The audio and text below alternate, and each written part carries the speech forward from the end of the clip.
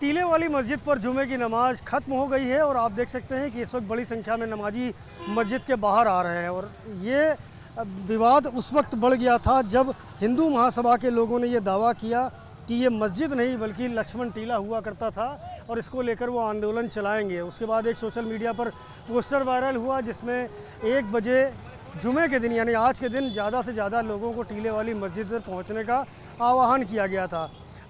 ये अलग बात है कि मस्जिद की जो कमेटी है उसकी तरफ से ऐसे किसी भी पोस्टर को वायरल करने की बात नहीं की गई थी। और आज जब 1 बजे यहाँ नमाजियों के आने का सिलसिला शुरू हुआ तो पुलिस बल भी मुस्तैद हो गया।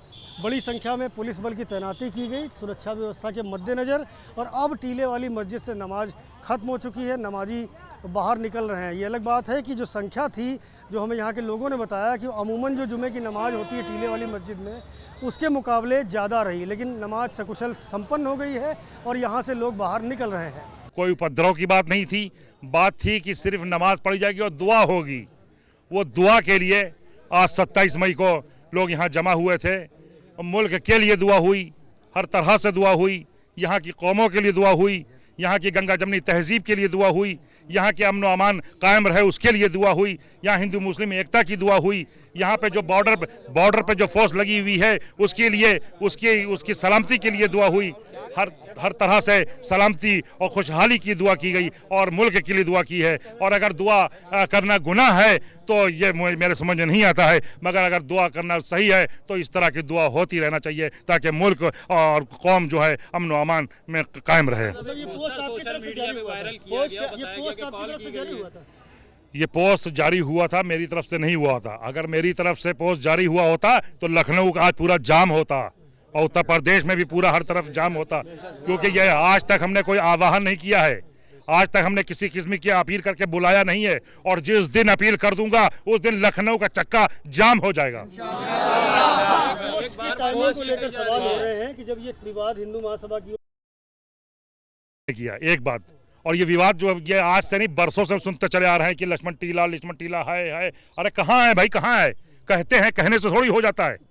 और सबसे बड़ी बात, झूठी या फर्जी प्रोपेगेंडा करना ये किसी मस्जिद के खिलाफ, किसी धार्मिक स्थल के खिलाफ, या आइन के खिलाफ है, यहाँ के दस्तूर के खिलाफ है, यहाँ के कानून के खिलाफ है।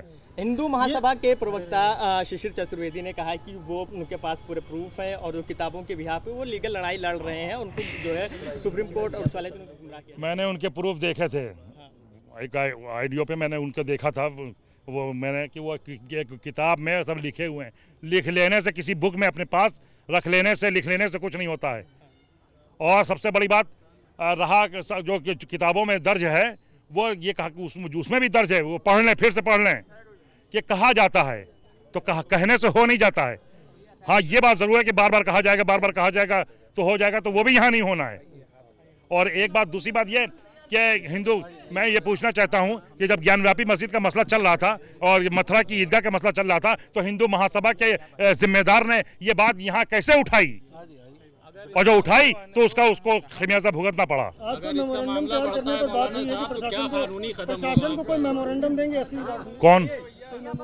नहीं, मैं कोई मेमोरेंडम नहीं दे रहा हूँ, मैं कोई किसी किस्म का नहीं। मैंने एक दुआ की अपील थी तो मैंने दुआ की है, और दुआ हर तरह से की है, कौम के लिए की है, मुल्क की है, यहाँ पे जो बॉर्डर पे फोर्स है उसके लिए दुआ की है, यहाँ के सारी कौमों के लिए की है, यहाँ की हर तरह से सलामती और इत्तेहाद की दुआ की है, गंगा जमनी तहजीब बरकरार रहे उसकी दुआ की है, यहाँ जो हिंदू मुस्लिम एकता है उसकी दुआ की है, यहाँ के आइन के लिए दुआ की है, यहाँ के दस्तूर के लिए दुआ की है, यहाँ के संविधान के लिए दुआ की है। इस सिलसिले में कोर्ट में भी एक मामला चल रहा है, उसमें कोर्ट में आज से मामला नहीं चल रहा, बहुत पुराना चल रहा है, वो हर तरह से कंट्रोल है, वो सब उसको देखा सुना जा रहा, लड़ा जा रहा है।